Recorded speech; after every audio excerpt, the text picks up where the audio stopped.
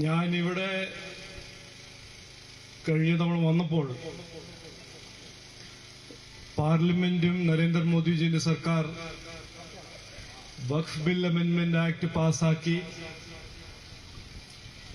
അത് കഴിഞ്ഞ് നമ്മുടെ മൈനോറിറ്റി മന്ത്രി ആയ ക്യാബിനറ്റ് മന്ത്രി ഗവൺമെന്റ് ഓഫ് ഇന്ത്യന്റെ കിരൺ റിജിജു ഇവിടെ വന്നു. ഞങ്ങളെല്ലാവരും ഒരു ആവേശത്തിലായിരുന്നു.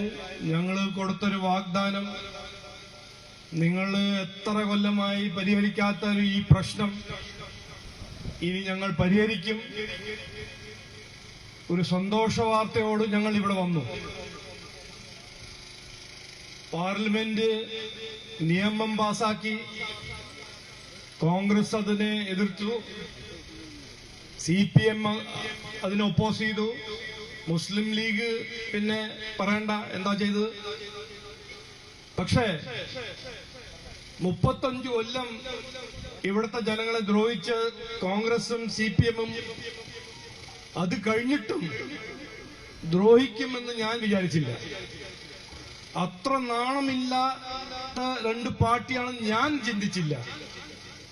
എന്നാലും പാർലമെന്റ് പാസാക്കി ആക്ട്, എന്നാലും അവർ സുപ്രീം കോർട്ട് പോയി കളിക്കാൻ നോക്കി, ഇതിന് സ്റ്റേ വാങ്ങാൻ നോക്കി. എന്തുകൊണ്ട്?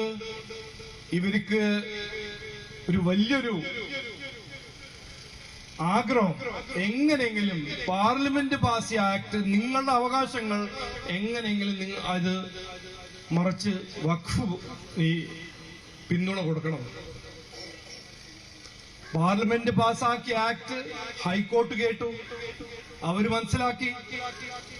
ഈ ഹൈക്കോർട്ട്, നമ്മുടെ കേരള ഹൈക്കോർട്ട് തീരുമാനിച്ചു, ഒരു ജഡ്ജ്മെന്റ് കൊടുത്തു.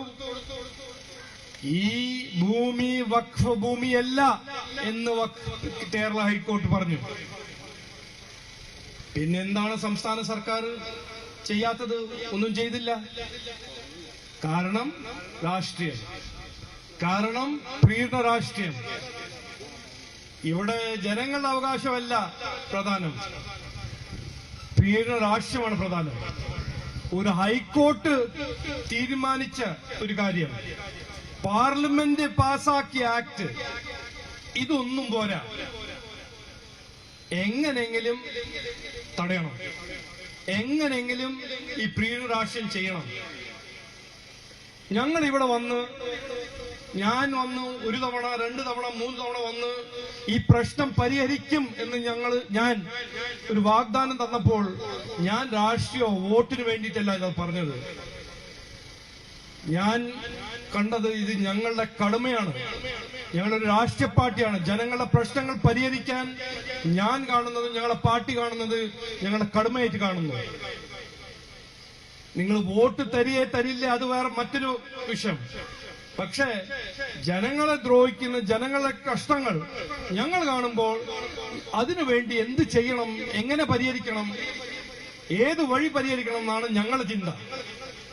പക്ഷേ ഇവിടുത്തെ പാർട്ടി, രാഷ്ട്രീയ പാർട്ടികൾ CPM-ഉം കോൺഗ്രസും ജനങ്ങളെ കഷ്ടങ്ങൾ കാണുമ്പോൾ എങ്ങനെയാണ് അവരെ കൂടുതൽ ഉപദ്രവിക്കേണ്ടത്, എങ്ങനെ ഇതിന്ന് നമുക്കൊരു പൊളിറ്റിക്കൽ ബെനിഫിറ്റ് എങ്ങനെ കിട്ടും എന്നാണ് അവരുടെ ചിന്ത. ഇതാണ് വ്യത്യാസം. ഞാൻ ഇന്ന് രാവിലെ കിരൺ റിജിജുവിനൊപ്പം കൊച്ചിയിലുണ്ടായിരുന്നു. അദ്ദേഹം വന്നു, ഒരു പരിപാടിയിൽ പങ്കെടുത്തു. അപ്പൊ ഞാൻ പറഞ്ഞു, ഇങ്ങനെ ഞാൻ മുനമ്പത്ത് പോകുന്നുണ്ട്, 500 ദിവസമായിട്ട് അവരിയ്ക്കുന്നു, ഞങ്ങൾക്ക് എല്ലാവർക്കും സങ്കടമാണ്, ഇത് ഇരിക്കാൻ പാടില്ല, സമരം ചെയ്യാൻ പാടില്ല, അവരുടെ അവകാശങ്ങൾ, റവന്യൂ അവകാശങ്ങൾ അവർക്ക് കിട്ടുന്നതാണ്, പക്ഷേ നടക്കുന്നില്ല കിരൺജി എന്ന് ഞാൻ പറഞ്ഞു. ഇവര് ദ്രോഹിക്കുന്നു പറഞ്ഞു. അപ്പൊ കിരൺജി എന്നോട് പറഞ്ഞു, അവരോട് പറയൂ, പേടിക്കണ്ട, ഇനി കുറച്ചു ദിവസങ്ങളെ ആവശ്യമുള്ളൂ, സുപ്രീം കോടതിയിൽ ഈ കേസ് CPM സർക്കാർ തോൽക്കും, അതിനു വേണ്ടി ഞങ്ങൾ നന്നായിട്ട് അധ്വാനിക്കും, നല്ല ലോയർ അവിടെ പോയിട്ടുണ്ട്, കേസ് ലോ ഞങ്ങളുടെ ഫേവറിലാണ്. ആ ഒരു മെസ്സേജ്, സന്ദേശം ഞാൻ പറയാൻ ആഗ്രഹിക്കുന്നു, കൊടുക്കാൻ ആഗ്രഹിക്കുന്നു.